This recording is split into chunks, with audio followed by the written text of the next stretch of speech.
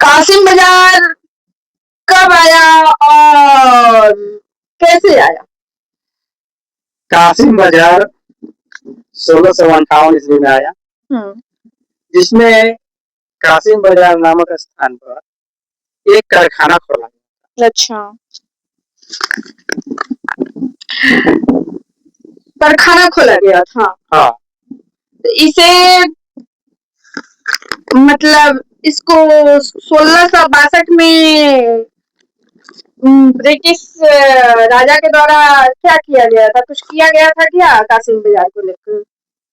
जो 1662 ईस्वी है, हाँ, तो ब्रिटिश के राजा चार्ल्स द्वितीय को राजकुमारी कैथरीन के लिए दहेज के रूप में पुर्तगाल से बॉम्बे प्राप्त हुआ।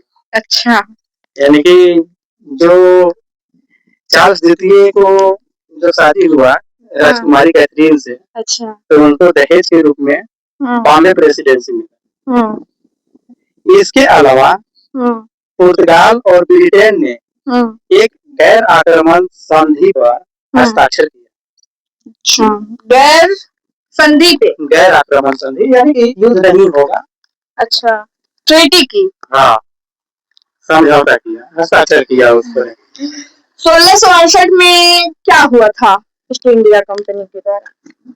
1668 ईस्वी में ब्रिटेन में बॉम्बे को ईस्ट इंडिया कंपनी को जो ब्रिटेन से जो बॉम्बे ईस्ट इंडिया कंपनी स्थापित किया गया था, तो उसमें 10 यूरो प्रति वर्ष के किराए पर पट्टे दिया गया। यानी कि जो पट्टा होता है वो 10 यूरो प्रति दर के हिसाब से दिया गया।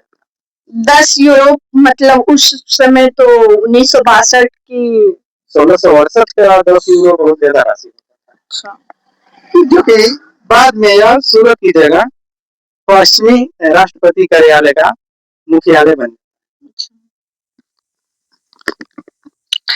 फिर 1686 से लेकर 1689 के बीच में क्या हुआ? 1686 से लेकर के 1689 ईस्वी तक मुगल साम्राज्य और पूर्वी आयरलैंड साम्राज्य के बीच कई युद्ध छिड़े गए। अच्छा, कैसा कैसा युद्ध चला था? युद्ध उसमें कई प्रकार के चला था। कंपनी को स्थापित करने के लेकर के फिर आपका आयरलैंड साम्राज्य के बीच युद्ध हुआ, मुगल से युद्ध हुआ। इस प्रकार का युद्ध लगातार चलते रहा। इससे आगे हम लोग चलते हैं 1689 में। जी, 1689 में क्या हुआ था? 1689 ईस्वी में एडमिरल सिद्दी यकूब के नेतृत्व में मुगल नौसेना ने बंबई पर हमला कर दिया था। सिद्दी यकूब थे कौन? सिद्दी यकूब जो मुगल के नौसेना था वो एडमिरल थे, जिसे पोस्ट होता है तो उस पोस्ट में एडमिरल का उपाधि दिया गया। अच्छा। तो वो सिद्दी यकूब के नेतृत्व में जो मुगल नौसेना था उनके द्वारा बम्बई पर हमला कर दिया गया था, आक्रमण कर दिया गया। 1690 में ईस्ट इंडिया का कार्यकाल क्या था? 1690 ईस्वी में ईस्ट इंडिया कंपनी का कार्यकाल तो देखा जाए तो ईस्ट इंडिया कंपनी जो आत्मसमर्पण करने और औरंगजेब से माफी मांगने के लिए मजबूर होना पड़ा था ईस्ट इंडिया कंपनी को। मतलब किससे माफी मांगा गया था? औरंगजेब से।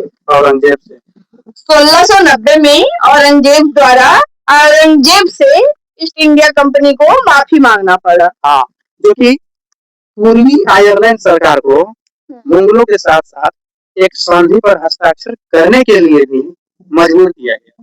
अच्छा, क्या किया गया था सर? मतलब जो पूर्वी आयरलैंड है तो सरकार को मुगलों के साथ साथ एक संधि पर हस्ताक्षर करने के लिए, अच्छा, मतलब हस्ताक्षर करने के लिए मजबूर किया गया, मतलब फोर्सफुली उनको प्रेशर दिया गया था। हाँ, जिसमें निम्नलिखित बातें शामिल है।